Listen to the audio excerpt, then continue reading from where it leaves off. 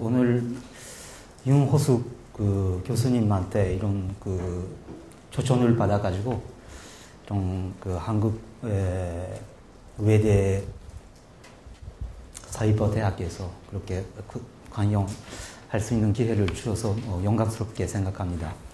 영광스럽게도 제가 외대에서 이렇게 강연하는 것은 두 번째입니다.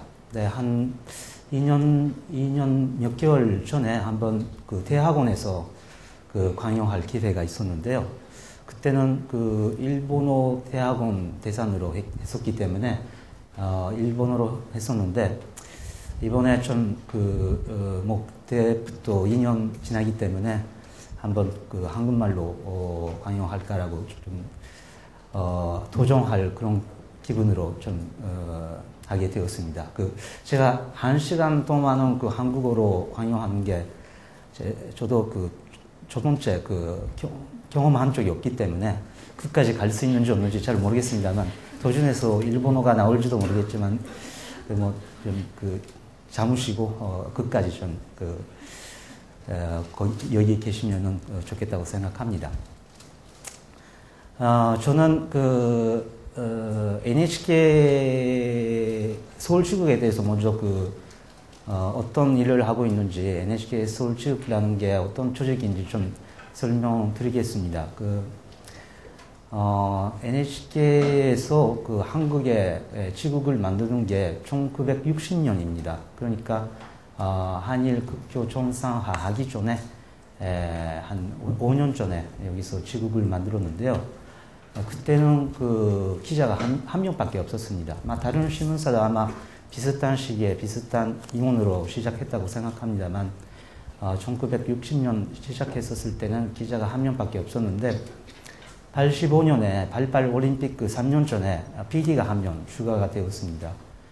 그 다음에 96년에 기자가 한 명 또 추가가 되고 2006년에 더 한 명 되어가지고 지금 특파원이 4명, 기자 특파원 조포하면서 기자 특파원 3명하고 PD 1명, 4명 특파원이 있고요.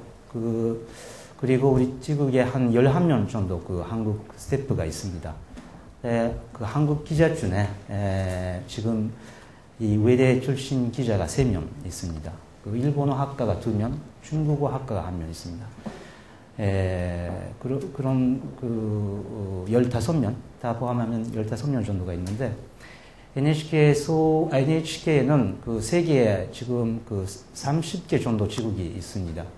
특파원은 70명 정도 있는데요. 그 중에 서울은 규모로 보면 중규모, 소규모도 아니고 대규모도 아니고 가운데 있는 규모입니다만 옛날에 지금 코리안 스쿨 출신 한국어를 공부했던 사람은 여기 서울 지국뿐만 아니라 워싱턴에 한 명 있고 북현에 한 명 있습니다. 근데 워싱턴에 있는 기자는 역시 북미 관계, 북한에 대한 우리 관심이 많이 있기 때문에 북미 관계라든가 물론 한미 관계도 합니다만 그런 기자가 한 명 있고 중국에 있는 북현에 있는 특파원은 계속 북한을 워칭하고 있습니다. 워치하고 있습니다. 네, 그렇게 생각한다면 코리안 스쿨은 서울뿐만 아니라 워싱턴에도 있고 북현에도 있고 그렇게 이웃 나라에 있기 때문에 우리가 한반도에 대한 관심이 굉장히 높습니다. 네, 세계 30개 지국이 있다고 말씀드렸지만은 북경하고 워싱턴하고 서울이 제일 원고가 많이 나오는 그런 지국입니다. 그러니까 여기에 보고 싶은 사람도 많고 여기에 있으면은 화면에 나올 기회도 많이 있기 때문에 인기가 있는 지국입니다. 그런 지국인데요. 저도 제가 사실 여기 한국에 사는 게 3번째입니다. 맨 처음에는 94년부터 95년까지 1년 동안 연세대학교 5학단에서 처음으로 한국말 공부했습니다.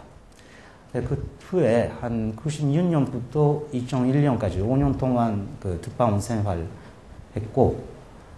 그 다음에 한 3년 전에 2009년 1월 달부터 지국장으로 여기에 와 있습니다. 근데 옛날에는 제가 NHK에서 박연땡 기자로서 두 번째입니다. 5학단에서 한국말 공부했던 사람.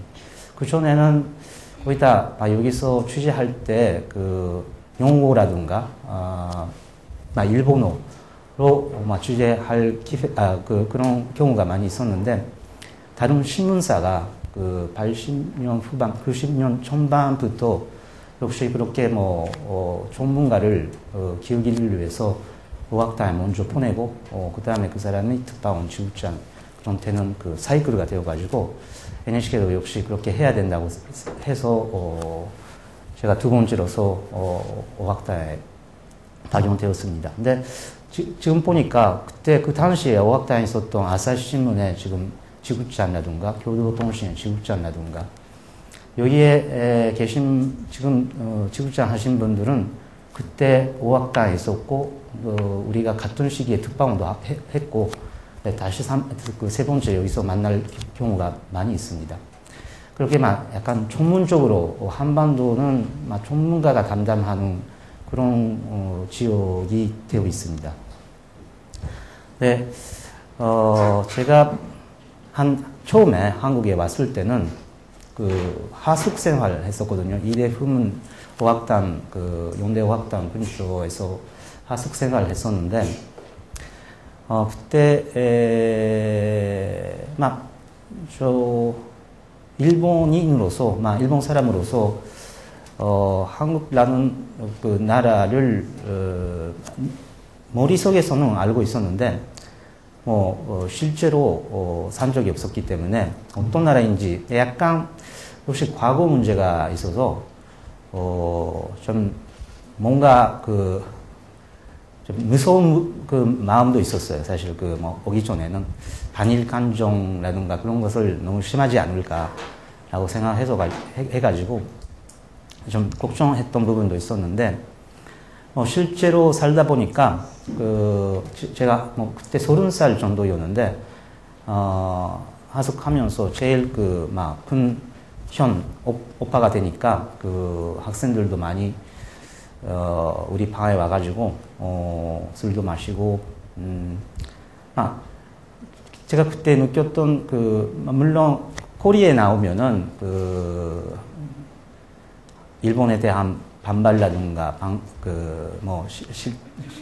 반발이라는 것은 느낄 수 있는 때가 있었는데, 한번 친구가 되면은, 오히려 일본에 대한 관심 같은 것은 그 당시에는 많이 있었습니다. 어떤 점에서는 일본은 한국보다, 선진국이 먼저 들어가 있었고, 그 당시에는 역시 토요타라든가 소니라든가 그렇게 경제적으로도, 성공했다라는 그런 부분이 있어서, 한국 사람 쪽에서는 역시 소니의 제품이라든가 토요타의 제품이라든가 그런 것에 관심이 많이 있어서, 역시 같이 친구가 되면은 솔직한 그 마음으로 얘기해 주는 것이다라는 그런 느낌이 있었습니다. 네, 5년 동안 특파원 하다가 9년 만에 한국에 돌아왔는데요. 그 사이에 너무 진짜 한국에 살다 보니까, 이번에 살다 보니까 너무 편해졌습니다. 한 10년 전보다, 뭔가 다르다고 한다면, 예를 들면, 식사. 옛날에 한국 음식이 맛있었는데요. 다른 외국 음식은, 별로 맛있지 않았습니다. 일식도 있었는데, 일식이라는 게 한국식, 일본 요리 같은 그런 느낌이 있었기 때문에, 요즘 와가지고, 이자카야에 가면, 일본, 안주라든가, 일본의 음식도 많이 그 일본과 비슷한 맛으로 다 먹을 수도 있고, 일본뿐만 아니라 저기 그 뭐 이탈리안라든가 프렌치라든가 뭐 다른 외국 요리도 맛있고 외국 사람으로서 너무 편해졌습니다. 그 다양성이 많이 있어서. 그리고 놀랐던 것은 일반 택시의 서비스가 너무 좋으셨어요. 그 옛날에 일반 택시는 외국인이라면 약간 좀 만성할 때가 있었는데, 모범 먼저 달 경우가 많이 있었는데요. 10년 만에 돌아가니까 일반 택시의 서비스가 너무 좋아졌다고 그렇게 느꼈습니다. 서비스에 대한 그 의식이라든가 그런 부분은 많이 그 한국에서 높아졌다고 느꼈습니다. 진짜 외국 사람으로서 너무 편해졌다. 한국에 살기가 너무 편해졌다라는 느낌이 있었는데요. 또 한편에 그 IMF 이후에 한국은 너무 한국 사람 입장에서는 그 살기가 힘들지 않을까라는 그런 느낌도 있습니다. 너무 경쟁이 심해졌다고. 네, 대학 뭐 우수한 대학에 가는 것도 그렇고, 만약에 기업에 들어가도 기업 안에서도 경쟁이 많이 심해서 너무 좀 제가 한국 사람이 아니어서 다행이라고 생각했던 부분도 있습니다. 네, 옛날에 그 기러기 아빠라는 그런 그 말이 있었을 때는 약간 왜 아기를 다른 나라에 보내고, 아마 아기 엄마하고 아기 엄마를 그 다른 나라에 보내고 성분만 하는 그런 방법은 좀 부정적으로 보고 있었는데요. 요즘 들어가지고 좀 이해도 될 부분도 있습니다. 너무 역시 한국에서는 경쟁이 심해서 그런 그 방법도 뭐 선택 중에 선택할 수 있는 방법의 하나라고 지금 생각하고 있습니다. 그렇게 한편에서는 외국 사람으로서는 너무 좀 좋아졌다라고 생각했던 부분도 있지만은, 한국 분이라면, 여기에 살고 있는 한국 분이라면 어떨까라는 그런 10년 전하고 지금의 그 차이를 느꼈습니다. 네, 제가 94년에 처음으로 왔었는데요. 95년에 간소지방, 간사이 지방, 고베, 그리고 아와지시마라는 서쪽에서 대지진이 있었습니다. 아시다시피 내일 되면은 일본 대지진에서 뭐 1주년 됐는데요. 제가 우연히 한 15년 전에도 고베에서 대지진이 있었을 때 한국에 있었고, 네, 작년에도 작년 3월 11일 날도 여기에 와 있었습니다. 네, 그때 두 대지진에 대한 한국 국내 반응을 보면은 너무 큰 차이가 있다고 생각했습니다. 네, 95년 1월 달에 고베에서 그런 큰 지진이 있었을 때는 기억도 약간 좀 없어졌지만은, 그래도 정부 차원의 아니면 국민 차원의 모금이라든가 예를 들면 국제 구조대를 보낸다든가 그런 움직임 같은 것을 거의 없었습니다. 제가 그때 한번 초등학교에 가가지고 어떤 초등학생 대상으로 지진에 대한 설명을 할 기회가 있었는데, 그 당시에 한 17년 전에. 그때 대부분의 그때 초등학교 4학년나 5학년 정도 학생이었지만은, 대부분의 학생들은 일본에서 신바시를 가졌지만은, 한두 명은 역시 옛날에 일본이 한국을 침략했던 것에 대한 촌벌라고 그렇게 대답하는 사람도 있었습니다. 근데 그때 너무 충격을 받았습니다.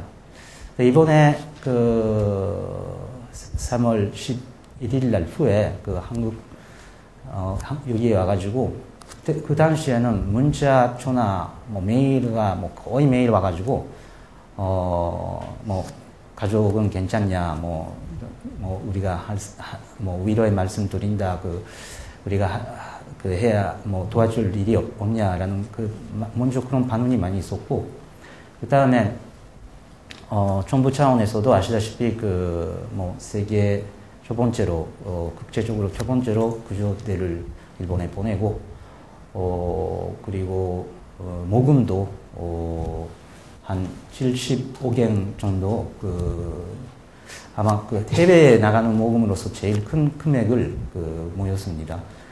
네, 그렇게 큰 차이가 17년 전하고 작년에 큰 차이가 있다고 그렇게 피부로 느꼈습니다. 네, 그것은 원인에 대해서 생각해 본다면, 혹시 과거에 한국의 대일관, 일본에 대한 생각하고 요즘에 일본에 대한 생각을 많이 바뀌었다고 생각합니다.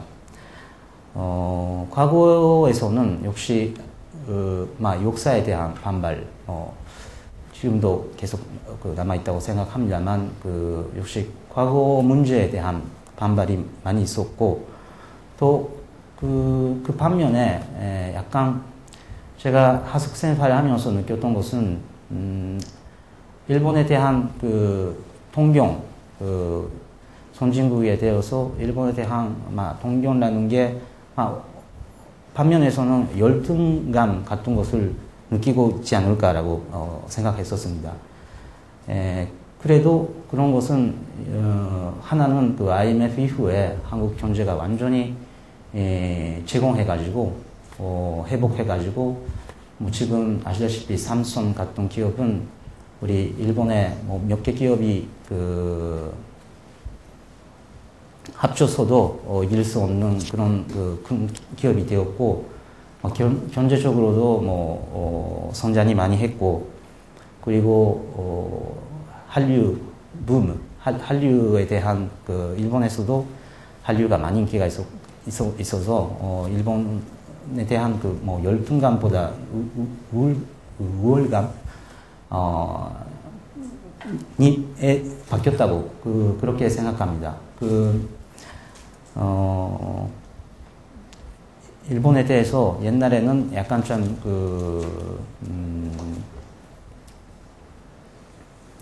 과거뿐만 아니라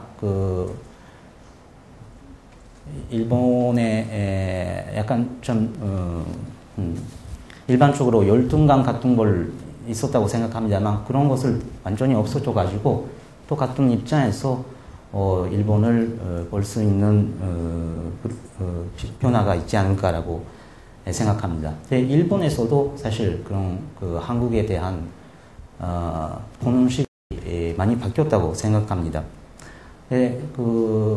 하나는 제가 여기 있었을 때 일본 대중문화를 해방했습니다.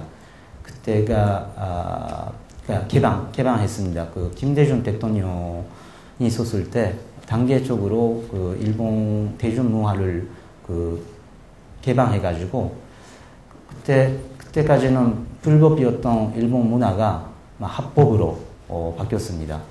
그것은 일본 사람 입장에서는 너무 좀 우리 문화를 인정해줬다라는 그때까지 자존심이 상처되어 있었는데, 뭐 자존심의 회복되는 그런 조치라고 그때 생각했었습니다. 그리고 김대중 대통령 때 일본 국회에서 한번 연설을 한 적이 있는데요. 그때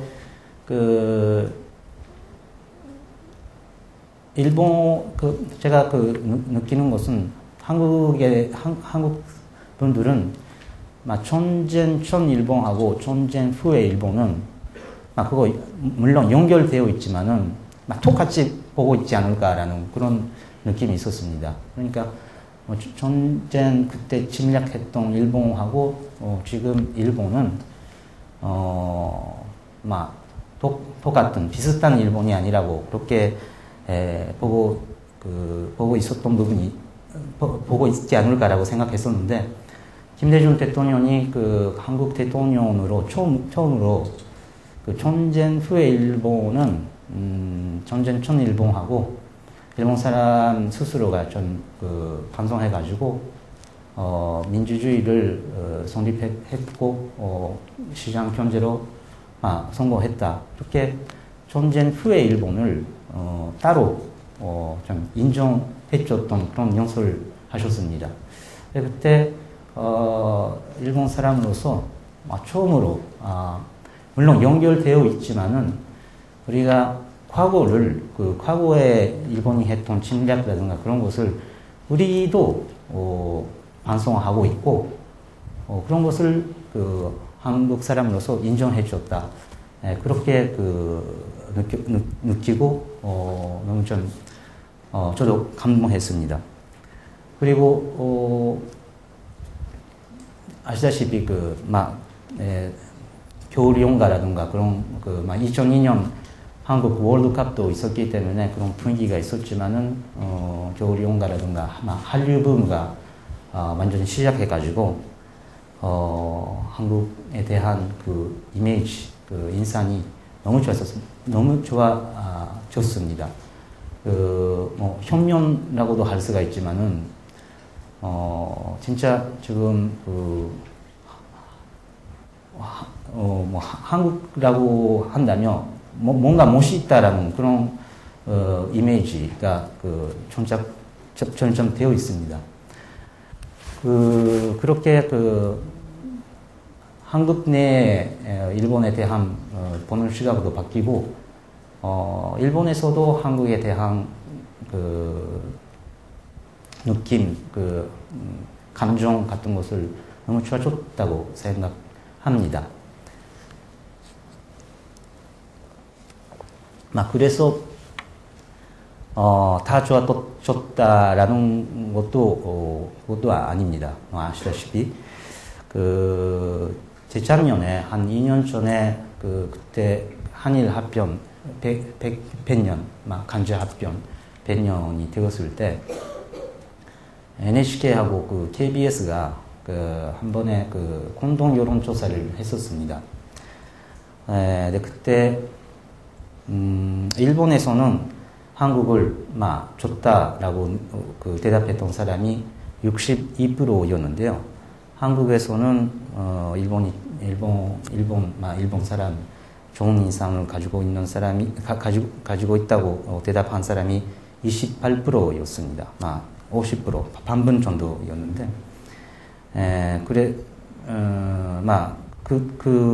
그 한편에 한국 싫다라고 대답했던 사람은 일본에서는 25%, 일본은 싫다라고 대답했던 사람이 한국에서는 71%가 되어가지고 좀 약간 제가 계속 이야기했던 것과 완전히 다른 결과가 나왔기 때문에 저도 당황스럽게 생각했었지만은 원인에 대해서 여러 가지 생각한다면 또 다른 질문이 있었는데요. 일본 사람 중에 한국 사람이라면 누구를 생각하십니까?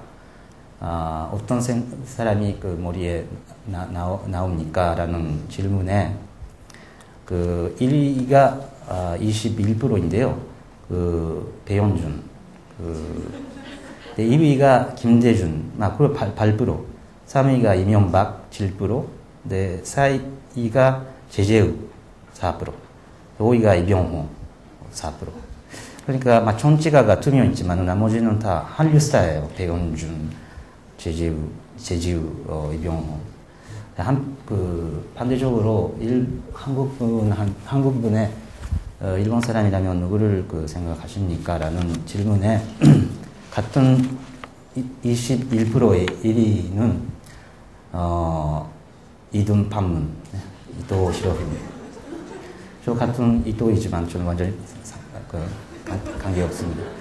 1위가 이토 히로부미네, 이등빵 21%, 2위가 고이즈미 준이치로 10%, 3위는 아사다 마오, 그때 그 올림픽도 있었기 때문에 8%, 4위가 이치로 6%, 네, 5위가 역시 그 분신 수길, 토요토미 히데요시 6%. 운동 스포츠 선수가 2명 있지만은 나머지 또 히로부미, 고이즈미, 준이치로, 토요토미 히데요시. 아마 고이즈미는 좀 그래도 제가 보기에는 부정적으로 대답한다고 생각합니다만, 이토 히로부미를 보면은 역시 과거에 대한 문제가 아직 해결되지 않기 때문에 역시 한국 사람 중에 71%가 일본을 싫다라고 대답하는 것이 아니냐. 그것은 앙케이트 방법도 문제는 없지만은 약간 직접 전화라든가 컴퓨터로 하는 것이 아니라 직접 앙케이트 하는 사람이 가가지고 물어보는 방법으로 했기 때문에 약간 한국 사람이 한국 사람한테 일본은 쳤다라고 대답하는 것도 약간 거부감이 있었던 것이 아니냐라는 생각도 들지만 그래도 70%가 그런 대답을 했던 것에 대해서는 약간 저도 충격을 받았습니다. 네, 아시다시피 과거 문제가 아직 두 나라에 해결되어 있지 않습니다. 네, 요즘 독도 문제뿐만 아니라 위안부 문제가 다시 부산되어 있어가지고 또 복잡하게 되었습니다만 제가 여기 한 특방 생활을 했었을 때도 계속 독도 문제, 위안부 문제는 있었습니다. 근데 독도는 그때는 아직 용도 문제로 논쟁이 있었습니다만 요즘 돌아와가지고 느끼는 것은 역시 독도 문제가 완전히 한국에서는 역사 인식 문제하고 연결되어 있다. 일본이 1905년에 시마네현이 다케시마 독도가 편입했기 때문에 시마네현으로 편입했기 때문에 1910년부터 합병 시작하니까 역시 거기 침략의 제1보가 독도다, 다케시마다.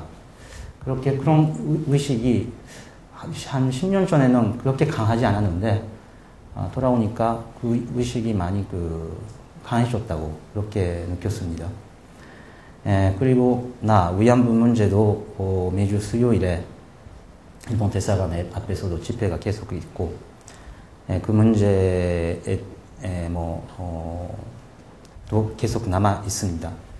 지난번에 교토에서 이명박 대통령하고 노다 총리가 회담했었을 때도 그때 대통령이 너무 좀 강하게 반발했고 그 정치적인 해결 방법을 먼저 일본이 해야 된다고 그렇게 강조했습니다.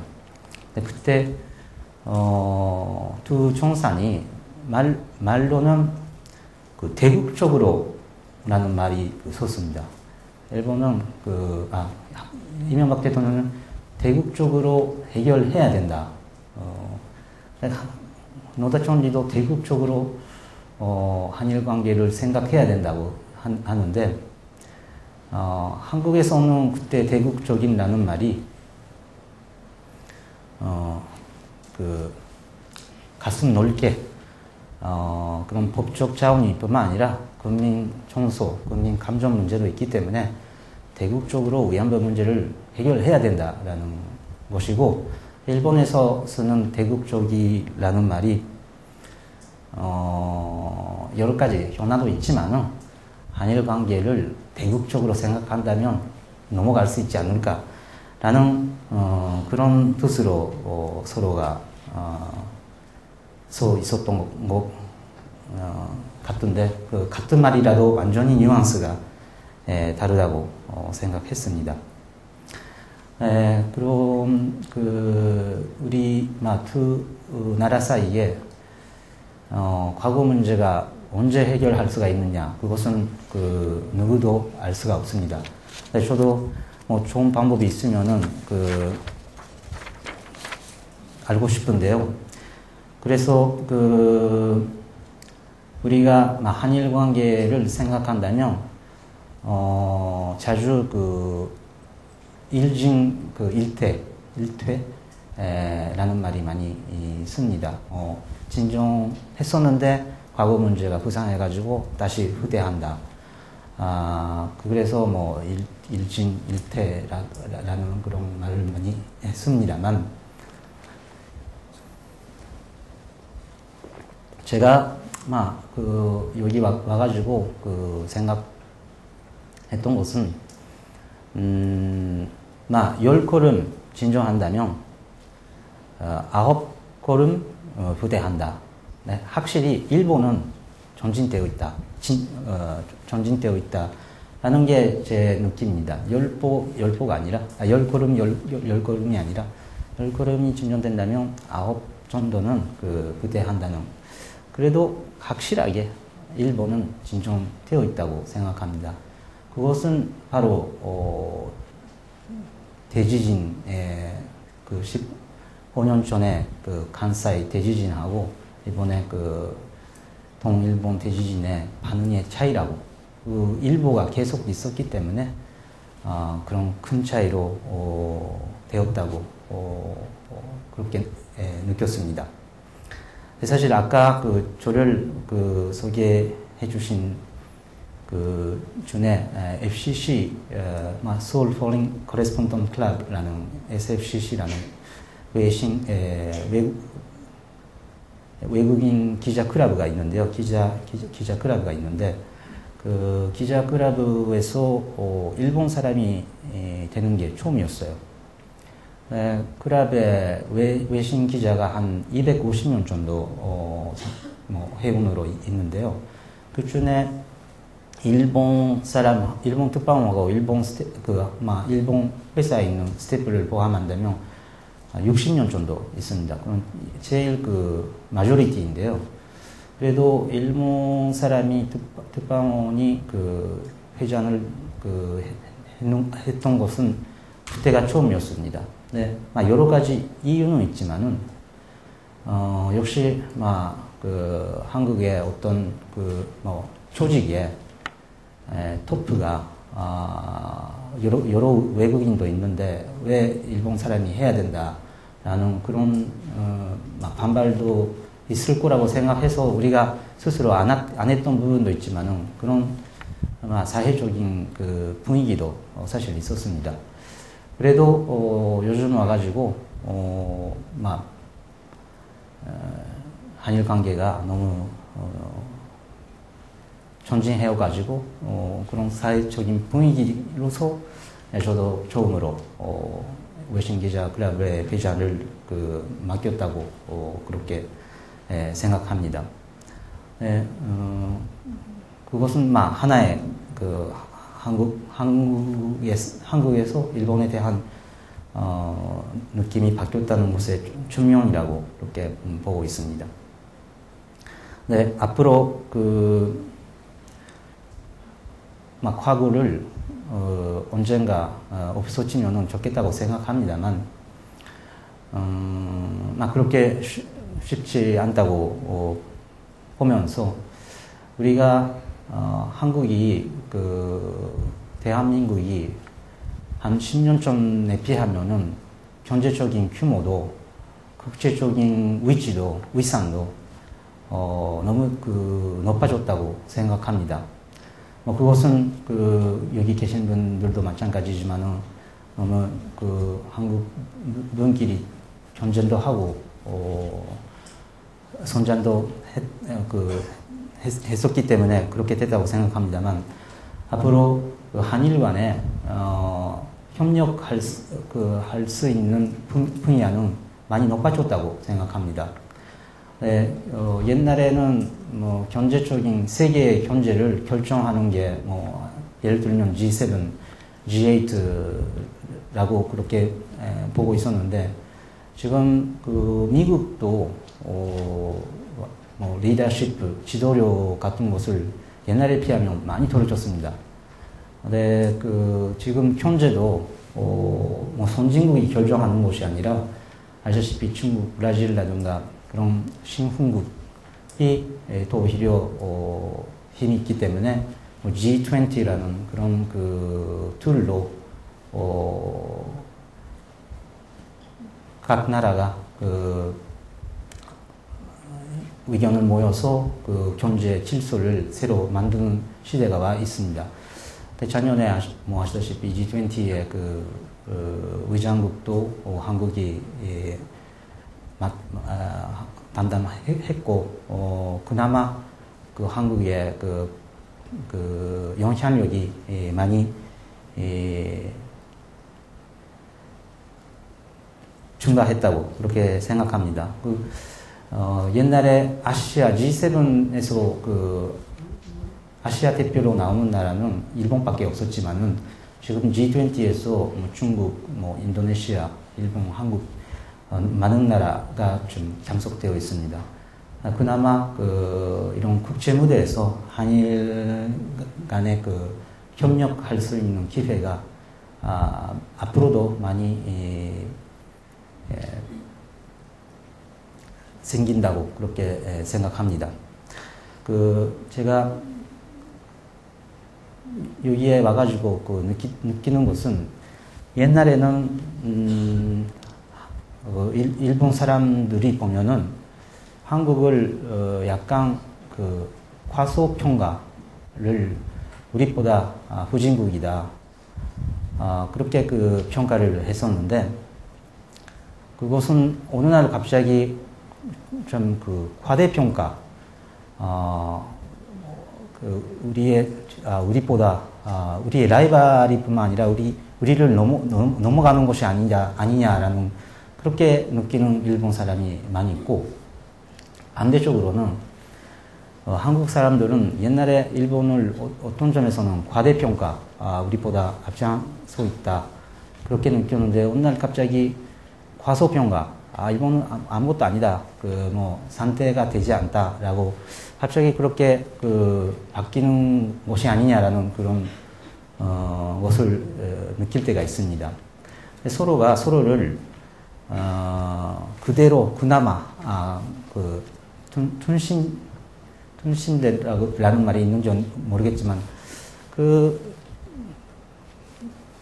그나마 있는 모습을 보기가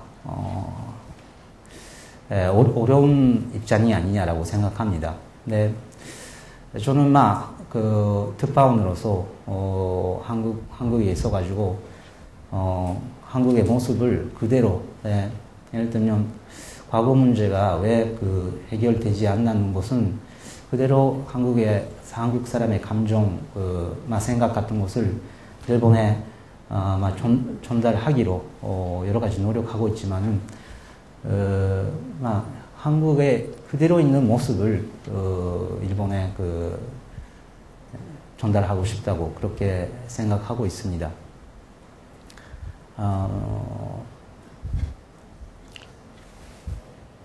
시간이 남아 있지만은 제가 한 10년 전에 있었던 특파원 시절에 있었던 일 중에 그때는 김영삼 대통령 그리고 김대중 대통령 김대중 대통령 때 처음으로 남북 정상회담이 있었거든요. 그때 남북이 앞으로 대립할 관계가 되지 않을 것이다라고 그렇게 느꼈는데 지금 상태를 보면은 너무 좀 아쉽다고 생각하고 있습니다. 또 하나의 김영삼 대통령 때도 역사 바로 세우기라는 그런 슬로건이 있어가지고 경복궁에 있었던 국립중앙박물관 옛날에 그 조선 총독부 일본 일제시대의 상징적인 건물이었지만은 그것을 폭발했습니다. 그 두 가지의 뉴스가 저에게 인상이 남아 있는데, 또 하나의 전두환 그리고 노태우 대통령의 비자금 사건이라는 게 있었습니다. 네, 그때 저는 일본 기자라면 다 그 비자금 사건에 대한 관심사는 하나밖에 없었습니다. 그때는 비자금 중에 일본 기업이 전달했던 돈이 없느냐. 네, 노태우 시절 때는 고속철도 문제가 있어가지고 지금 KTX에서 프랑스 기업하고 일본 기업 신칸선하고 대제베가 막 경쟁해가지고 어느 쪽이 채용하느냐. 결국은 프랑스식으로 갔는데, 그때 일본에서도 여러 가지 공세를 했었기 때문에 혹시나 일본 기업의 돈이 들어가고 있지 않을까라고 생각해서 우리가 계속 취재를 했었습니다. 그때 대검찰청에 중앙수사본부가 있었는데, 본부장이 하루에 몇 번 그런 브리핑을 했었습니다. 브리핑에서는 기자들 다 있으니까 우리가 물어보고 싶은 것도 물어볼 수가 없었고, 우리 기자는 요말이라는 말이 들은 적이 있는지 모르겠습니다만, 밤에 직접 집에 가가지고 취재를 또 다른 기자 없이 혼자서 집에 직접 가가지고 취재할 그런 때가 있습니다. 네, 중요한 수사본부장 집에 가가지고 직접 NHK 기자라고 소개해서 취재하기로 했었는데, 그때 한국에도 그런 요말이라는 제도가 있다고 들었기 때문에 저도 중앙 수사본부장 집에 갔는데, 한국에서는 요말이라는 게 경찰서에 가가지고 경찰하고 좀 이야기 나눈 게 요말이라고 한다고요. 네, 일본처럼 직접 수사 간부 집에 가가지고 그렇게 취재하는 제도 자체가 없다고 해서 그때 중앙수사본부장님의 와이프가 나와가지고 사모님이 나오셔가지고 인터폰에서만 얘기했었는데, 그냥 대검찰청에서 우리 NHK 본사에 전화가 가가지고 진짜 그런 기자가 있는지 없는지 신분을 확인했었습니다. 근데 본부장한테 직접 전화가 와가지고 우리 한국에서 그런 제도가 없기 때문에 절대로 오지 말라고, 집으로는 오지 말라고 해서 좀 그런 경험이 있었습니다. 그 대신에 본부장님이 내일 오후 2시에 우리 방에 오라고 해서 단독으로 취재할 기회가 있었습니다. 네, 우리가 제일 걱정했던 일본 기업의 비자금이 노태우 대통령이 돌아가고 있는지 없는지 물어봤더니 그런 걱정을 할 필요가 없다고 해서 안심한 적이 있습니다. 그나마 한일 간은 여러 가지 같은 말도 있지만은 연결되어 있는 걸로 보지만 차이도 많이 있다고 그렇게 생각합니다. 그래서 우리가 역사 문제라든가 과거에 대한 문제는 똑같은 견해를 가질 수는 어렵다고 생각합니다만, 차이는 차이라고 전 인정해서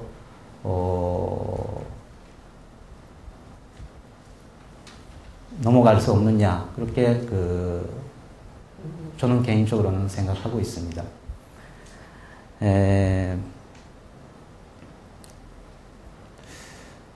제가 외국어를 공부하기로 했던 것은 역시 여기에 계신 학생분들도 많이 그런 분이 있다고 생각합니다만, 다른 나라에 가가지고 그 나라에서 살다 보면은 역시 일본하고 자기의 태어난 나라하고 차이점이 많이 있다는 것을 느낄 것입니다. 그래도 차이점을 허용하는 다양성라는 게 외국어는 어학뿐만 아니라 문화라고 생각하니까 어학을 공부하는 것을 그 나라의 문화를 인정하는 거라고 생각합니다. 그런 외국어 사이버 대학에 공부하는 학생분들은 다양성을 가지고 앞으로도 활약하시는 게 기원하겠습니다. 좀 시간이 좀 남아있지만은 그렇게 해가지고 앞으로 질문을 받겠습니다. 감사합니다.